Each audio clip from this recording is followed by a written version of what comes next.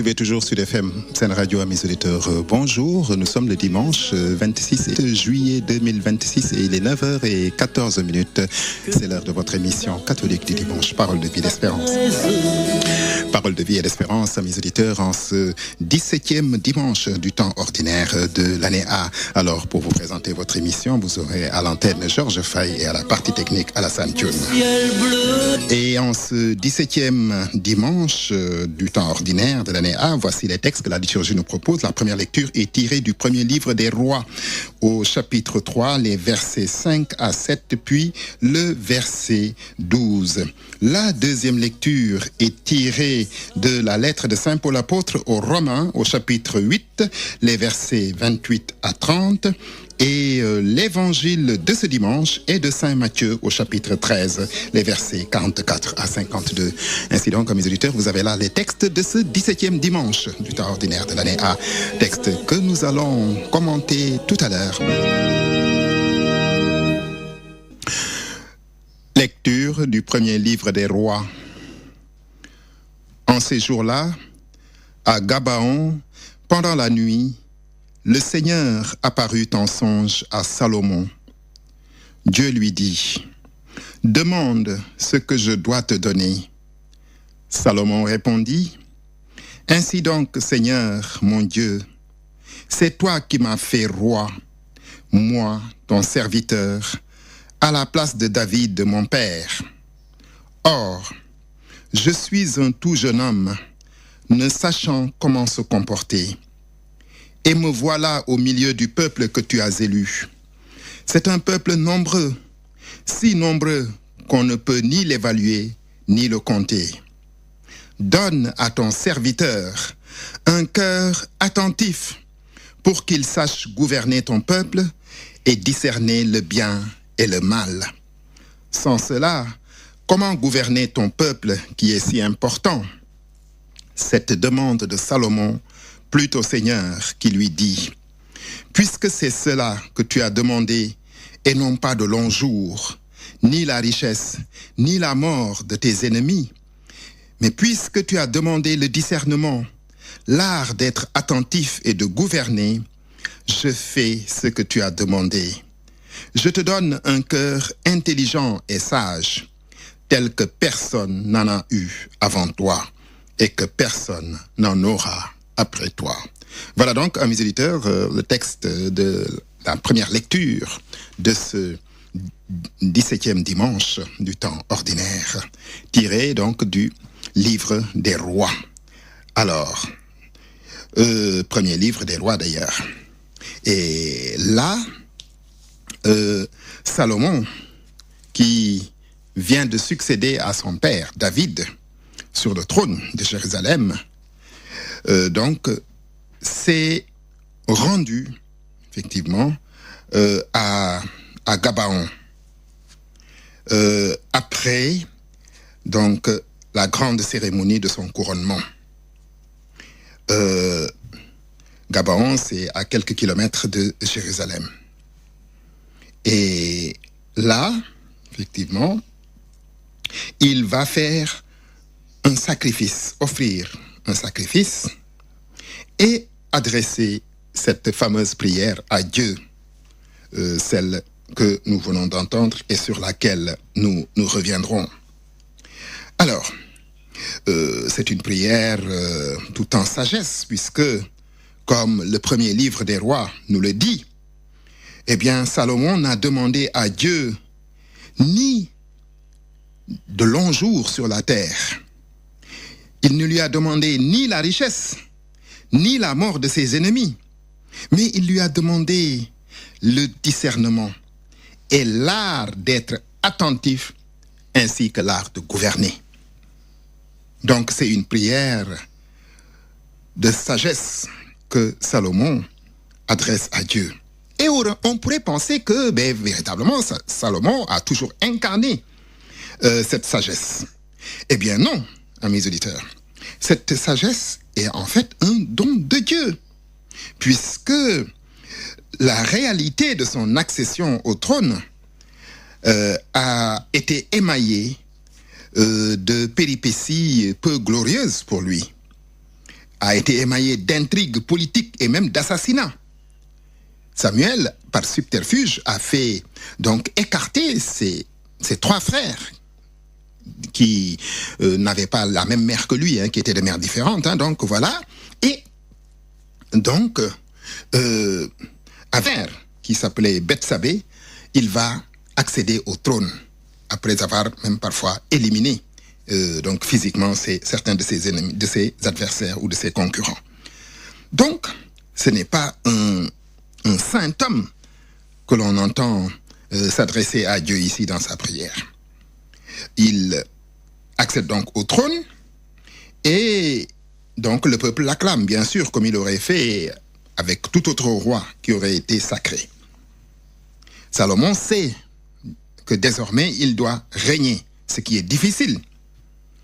Et donc, ce jeune roi va, et c'est là tout son mérite, demander, n'est-ce pas, à Dieu de lui donner l'intelligence, la sagesse, la tempérance, la lucidité pour gouverner son peuple.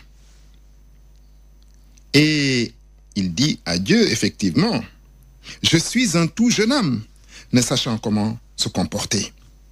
Donne à ton serviteur un cœur attentif pour qu'il sache gouverner ton peuple et discerner le bien et le mal. Sans cela, comment gouverner ton peuple qui est si important ?» Et Dieu lui dit, « Mais tu ne m'as pas demandé la vieillesse, c'est-à-dire de vivre pendant très très longtemps. » C'est une de nos aspirations. Quand nous nous adressons à Dieu, nous prions souvent pour nous-mêmes. Nous demandons à Dieu de nous donner une très longue vie. Nous demandons à Dieu de nous donner la santé. Et nous demandons à Dieu de nous donner même la richesse, souvent.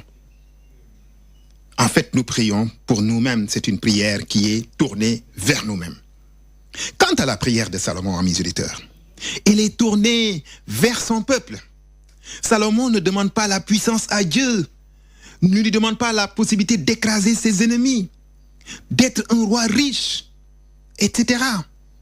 Non, il lui demande la sagesse, le discernement, l'art de gouverner son peuple et de discerner le bien et le mal. Alors, amis auditeurs, on se met à rêver.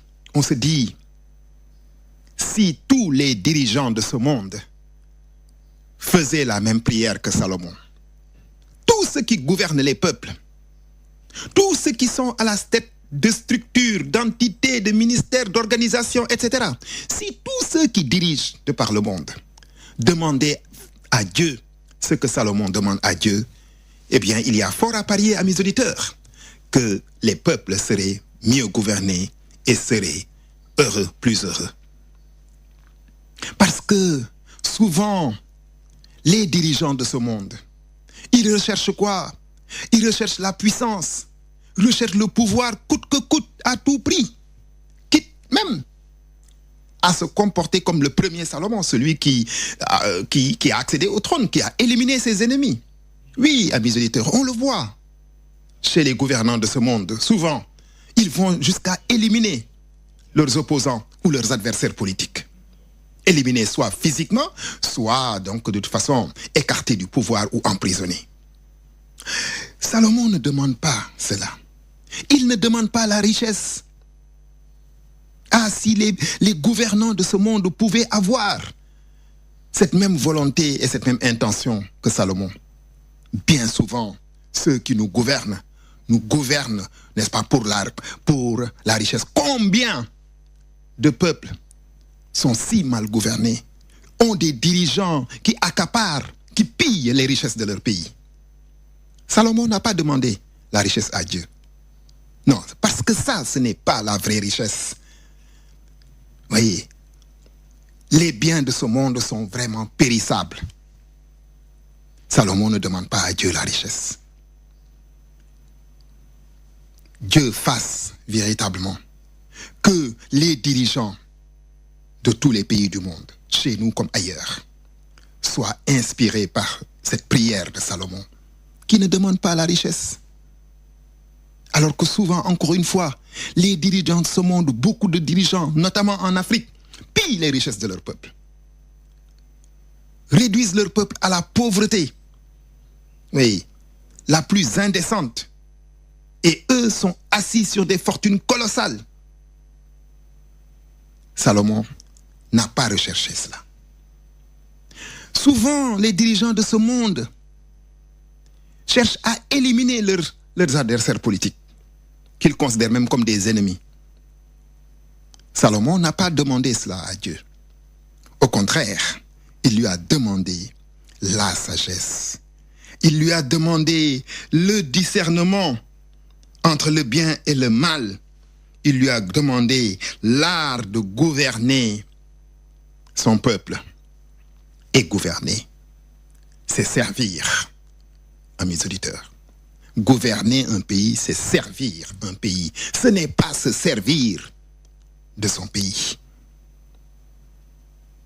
Et d'ailleurs, n'est-ce pas, il faut parfois revenir à l'étymologie des choses. Si nous prenons le mot ministre, c'est un bien grand mot. Et parfois, on fait tout pour le devenir. Mais en fait, ministre veut dire simplement serviteur. Ministre veut dire serviteur dans son étymologie. Ça veut dire serviteur. Voilà, mais même pire que ça. Presque une sorte de domestique. Voilà, du peuple. C'est ça, en fait. Gouverner, ça doit être servir et non pas se servir. Voilà ce que Salomon a demandé à Dieu. Et puisque ce qu'il demande à Dieu plaît à Dieu, eh bien, Dieu dit qu'il va lui donner une sagesse, n'est-ce pas, proverbiale, qui ne sera jamais égalée. Et Salomon est resté dans l'histoire comme, n'est-ce pas, l'incarnation d'un pouvoir sage, d'un pouvoir lucide. C'est ce qu'on appelle aujourd'hui, à mes auditeurs, la bonne gouvernance.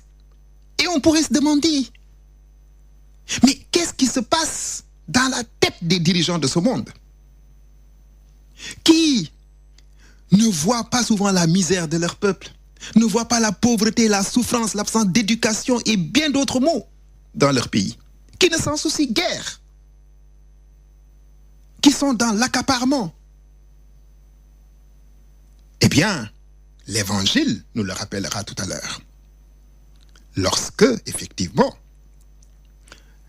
comme Jésus l'annonce, les anges viendront à la fin des temps pour, effectivement, séparer les bons des mauvais. Eh bien, tout cela sera payé. Donc, en ce 17e dimanche d'une temps ordinaire de l'année A, mes auditeurs, demandons à Dieu d'inspirer aux dirigeants de ce monde la sagesse de Salomon. Qu'ils gouvernent les peuples, non pas pour leur propre gloire, leur propre richesse et leur propre puissance, mais pour le bonheur de leur peuple. Alors je rappelle à mes auditeurs que vous suivez Parole de vie et d'espérance en ce 17e dimanche de l'année A. Évangile de Jésus-Christ selon saint Matthieu. En ce temps-là, Jésus disait à la foule ces paraboles. Le royaume des cieux est comparable à un trésor caché dans un champ. L'homme qui l'a découvert le cache de nouveau. Dans sa joie, il va vendre tout ce qu'il possède et il achète ce champ. Ou encore, le royaume des cieux est comparable à un négociant qui recherche des perles fines. Ayant trouvé une perle de grande valeur, il va vendre tout ce qu'il possède et il achète la perle. Le royaume des cieux est encore comparable à un filet que l'on jette dans la mer et qui ramène toutes sortes de poissons. Quand il est plein, on le tire sur le rivage. On s'assied, on ramasse dans des paniers ce qui est bon et on rejette ce qui ne vaut rien. Ainsi en sera-t-il à la fin du monde. Les anges sortiront pour séparer les méchants du milieu des justes et les jetteront dans la fournaise. Là, il y aura des pleurs et des grincements de dents. Avez-vous compris tout cela? Ils lui répondirent, oui. Jésus ajouta, c'est pourquoi tout scribe devenu disciple du royaume des cieux est comparable à un maître de maison qui tire de son trésor du neuf et de l'ancien.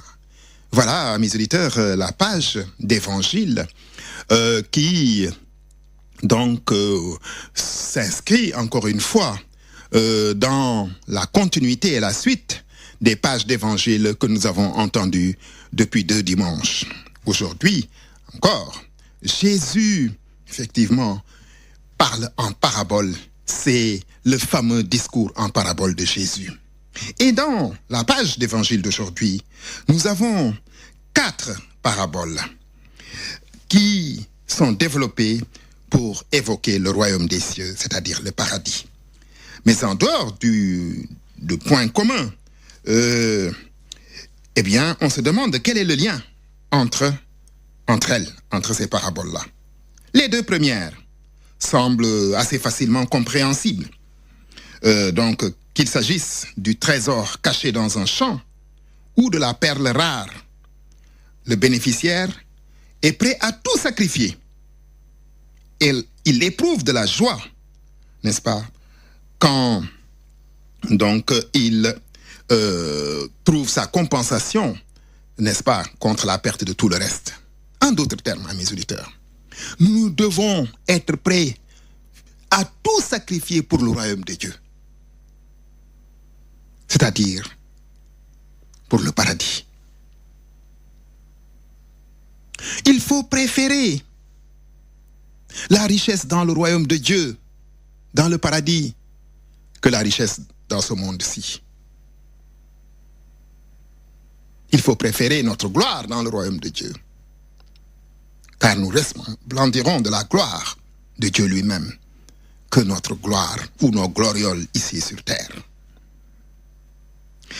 La 3e parabole évoque la pêche. Quand les pêcheurs vont en mer, ils jettent leur filet. Et quand il est bien plein, on le tire, ils le tirent sur le rivage. Et là, ils font le tri entre les gros poissons, les bons poissons et les menus poissons ou ceux qui ne sont pas consommables. Ils les rejettent dans la mer. Et Jésus ajoute, il en sera ainsi au jour du jugement dernier. Les anges, n'est-ce pas, vont opérer le tri entre les bons et les mauvais. Et les mauvais seront jetés dans la fournaise, dit-il, là où il y aura des pleurs et des grincements de dents. Mais qui sont ces mauvais? Entre autres, et comme nous le révèle la page d'évangile de ce jour, ceux qui, au lieu de demander à Dieu la sagesse, le discernement, l'art de gouverner, c'est-à-dire de servir, eh bien, au lieu de demander ça à Dieu, cherchent, n'est-ce pas, la richesse à tout prix, quitte à réduire des millions de gens dans la misère, cherchent la puissance à tout prix, quitte à provoquer des guerres qui entraînent beaucoup de morts, comme ça se passe dans certains pays dans le monde. N'est-ce pas? Demandent à Dieu la mort de leurs ennemis ou font tout pour faire périr leurs ennemis ou les jeter en prison. Eh bien, ceux qui se croient puissants là, Jésus nous dit, à la fin du monde, lorsque les anges feront le tri, eh bien, ceux-là risquent gros. Effectivement. Qui sont ces justes? Ceux qui hériteront du royaume, comme nous le dit, n'est-ce pas, le sermon sur la montagne, le disent les béatitudes, sont ceux qui auront aimé Dieu, auront aimé leur prochain, auront servi Dieu en servant leur prochain, auront fait du bien à leur prochain. Alors, donc, cette parabole que nous entendons rappelle celle de dimanche, celle du bon grain et de l'ivraie. Le bon blé est livré. Et ce rappel du jugement, qui est comparé à un tri sans appel, dit à mes auditeurs la gravité des enjeux. Et on retrouve là, en définitive, un thème très fort de l'enseignement de Jésus. Nul ne peut servir deux maîtres. Ou encore, l'image de la porte étroite ou celle de la maison bâtie sur le roc.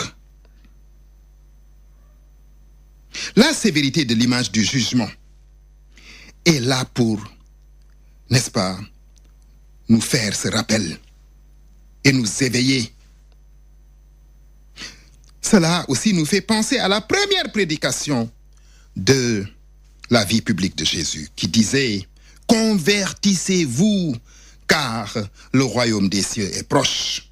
C'est ce que nous lisons dans le chapitre 4 de l'évangile de Matthieu. Et au jeune homme riche, en biens matériels, qui vient demander à Jésus, « Maître, que dois-je faire de bon pour avoir la vie éternelle, c'est-à-dire entrer au paradis ?» Et Jésus lui répond, « Si tu veux être parfait, oui, va, vends ce que tu possèdes, donne-le aux pauvres et tu auras un trésor dans les cieux. Puis reviens et suis-moi. » Bien sûr, on connaît la suite. Le jeune homme n'a pas compris le trésor que représentait cet appel de Jésus et le trésor qui est dans le royaume des cieux. Il a trouvé cela trop dur à faire et il a préféré retourner à sa vie passée. Donc, amis auditeurs, le royaume de Dieu exige de nous des renoncements. C'est ce que nous enseignent ces trois premières paraboles qui permettent de comprendre en fait la quatrième. Car c'est là que Jésus voulait en venir. Elle est précédée d'un court dialogue entre Jésus et ses disciples. Avez-vous compris tout cela? Leur demande-t-il. Et ils disent oui. Et Jésus reprend. C'est ainsi que tout scribe devenu disciple du royaume des cieux est comparable à un maître de maison qui tire de son trésor du neuf et de l'ancien. Les scribes, on le sait, étaient des familiers des Écritures, c'est-à-dire de l'Ancien Testament, pétris de la foi et de l'espérance de leur peuple. Mais Jésus savait quel effort ils auraient à faire pour accueillir la nouveauté qu'il apportait par rapport à leurs idées préconçues et pour se mettre au diapason de Dieu. Et il les met en garde d'une certaine manière. Pour accueillir le royaume, vous aurez vous aussi des renoncements à opérer. Vous allez devenir propriétaire d'un trésor qui est fait de neuf et de l'ancien. C'est-à-dire de l'Ancien Testament et du Nouveau Testament. Ce trésor, la Bible, c'est ce trésor qui est constitué de l'ancien et du neuf. Puisque dans l'Ancien Testament, n'est-ce pas? Eh bien, nous trouvons beaucoup de trésors. Et l'Ancien Testament trouve son accomplissement dans le Nouveau et dans les évangiles, dans la prédication de Jésus. Voilà. Donc, il faut savoir garder tous les acquis de l'Ancien Testament, tout son trésor de découverte du mystère de Dieu, et en même temps, vous préparer à accueillir la nouveauté révélée par le Christ. C'est ainsi d'ailleurs qu'est structurée, n'est-ce pas, la liturgie de la parole à la messe. Un texte de l'Ancien Testament, deux textes du Nouveau, à savoir donc les épîtres ou les actes des apôtres et l'évangile. Alors que notre cœur soit disposé, à mes auditeurs, à accueillir cette richesse, n'est-ce pas, de la parole de Dieu et de la mettre en pratique. Alors je rappelle à mes auditeurs que vous continuez toujours de suivre Parole de vie et d'espérance en ce 17e dimanche. Lecture de la lettre de Saint Paul apôtre aux Romains. Frères, nous le savons, quand les hommes aiment Dieu, lui-même fait tout contribuer à leur bien, puisqu'ils sont appelés selon le dessein de son amour. Ce que d'avance il connaissait, il les a aussi destinés d'avance à être configurés à l'image de son Fils, pour que ce Fils soit le premier-né d'une multitude de frères. Ceux qu'il avait destinés d'avance, il les a aussi appelés. Ceux qu'il a appelés, il en a fait des justes. Et ceux qu'il a rendus justes, il leur a donné sa gloire. Voilà, mes auditeurs, le court passage de la lettre de Saint Paul apôtre aux Romains que nous entendons aujourd'hui.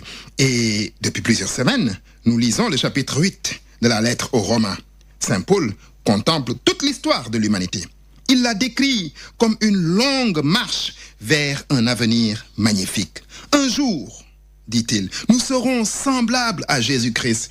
Nous serons à son image et nous ne ferons plus qu'un avec lui. Voilà le projet de Dieu. Les hommes sont appelés selon le dessein de son amour. Une façon de dire, et contrairement à l'adage qui dit effectivement que l'homme propose, Dieu dispose, c'est ce que dit l'adage. Eh bien, Saint Paul nous dit ici qu'en matière de foi, Dieu propose et l'homme dispose. C'est-à-dire que Dieu nous propose, n'est-ce pas, le salut. Il nous propose le bonheur. Il nous propose, effectivement, donc, de nous unir à lui. Et bien sûr, Dieu respecte la volonté de l'homme. Donc, finalement, c'est l'homme qui accepte, effectivement, pour que le dessein de Dieu en lui, c'est-à-dire que toute l'humanité soit sauvée, et bien que ce dessein puisse se réaliser. Dieu veut bien nous sauver, nous tous les hommes, mais il ne les sauvera pas sans leur propre consentement. Donc, une façon de dire que Dieu nous propose le salut et nous disposons, nous pouvons répondre par l'affirmative ou la négative à son appel. Donc, le meilleur passage, n'est-ce pas, du commentaire qu'on puisse faire sur le passage d'aujourd'hui se trouve aussi chez Paul, dans sa deuxième lettre aux Thessaloniciens. Il dit, à tout moment, nous devons rendre grâce à Dieu à votre sujet, frères. Vous qui êtes aimés du Seigneur, puisque Dieu vous a choisi en premier pour être sauvés par l'Esprit qui sanctifie et par la foi en la vérité. Alors, amis auditeurs, votre émission se poursuit toujours, il ne nous reste plus beaucoup de temps. Ainsi donc, amis auditeurs, les textes de ce 17e dimanche du temps ordinaire de l'année A nous ont mis, n'est-ce pas, en valeur la figure légendaire du roi Salomon, qui évoque celui d'un homme à la sagesse proverbiale. Alors qu'un jour, il était au sanctuaire de Gabaon, Salomon demande à Dieu l'art de gouverner, lui demande la sagesse, lui demande le discernement entre le bien et le mal. C'est ce même discernement que nous propose Jésus et c'est à cela qu'il nous invite. Lui, le lointain descendant de Salomon. Jésus a proclamé la bonne nouvelle de la venue toute proche du royaume des cieux. Dans le langage simple et familier des paraboles, il a révélé le mystère de sa croissance lente et laborieuse jusqu'au jour de son plein épanouissement à la fin des temps. Il est comme un trésor inestimable, encore caché. Pour l'acquéreur, il faut renoncer avec joie à tous les autres biens, vendre ce qu'on possède. Les humbles, les petits, ceux qui ont l'intelligence du cœur auquel Jésus s'adresse, comprennent cela. Dans leur sagesse qui vient de Dieu et dont Jésus lui-même s'est émerveillé, ils n'hésitent pas à tirer les conséquences pratiques de cet enseignement du Maître qui est vraiment plus grand que Salomon. Le discours en parabole lu dans l'Évangile selon saint Matthieu depuis le 15e dimanche et d'une richesse inépuisable. Les disciples du royaume des cieux peuvent en tirer sans cesse, dans la prière et la méditation, des enseignements nouveaux adaptés aux diverses circonstances, souvent inédites de leur vie. Ils peuvent compter en outre sur la sagesse de Dieu qui saura faire tout contribuer au bien de ceux qu'il aime. Ainsi donc, amis auditeurs, c'est bien fini. C'était votre émission Parole de vie et d'espérance sur Sud FM Sen Radio, avec à la présentation Georges Fay et à la partie technique Alassane Thioune. Merci pour votre aimable écoute et à bientôt sur cette même antenne.